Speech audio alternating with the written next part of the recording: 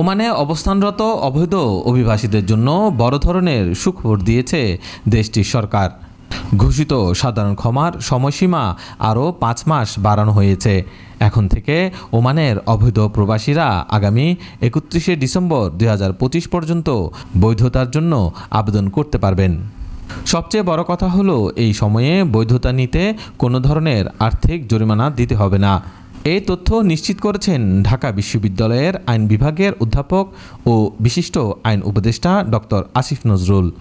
তিনি বুধবার রাতে নিজের ভেরিফাইড ফেসবুক পেজে দেওয়া এক পোস্টে বিষয়টি তুলে ধরেন। ডক্টর আসিফ নজরুল বলেন, যাদের বৈধ কাগজপত্র নেই তারা যেন এই সুযোগ কাজে লাগান। একই সঙ্গে তিনি প্রয়োজনে বাংলাদেশ দূতাবাসের সহযোগিতা নেওয়ার পরামর্শ দেন প্রবাসীদের।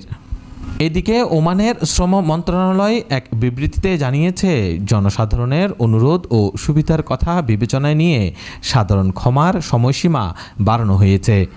এই সিদ্ধান্তের ফলে প্রবাসীরা আবারও নিয়মতান্ত্রিকভাবে কাজের সুযোগ পাবেন, যা দেশটির অভ্যন্তরীণ শ্রমবাজারকেও স্থিতিশীল করবে।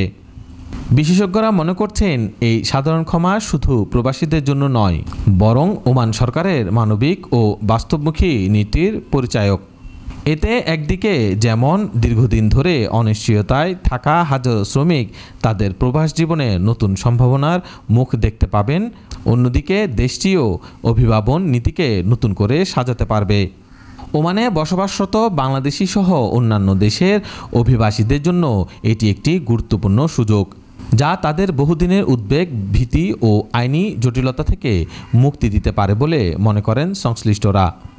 বাংলাদেশ দূতাবাস ইতিমধ্যে দেশটিতে অবৈধ অবস্থানে থাকা প্রবাসীদের এই সুযোগ সম্পর্কে অবহিত করতে প্রচারণা শুরু করেছে, যাতে কেউ এই সুযোগ থেকে বঞ্চিত না হয়।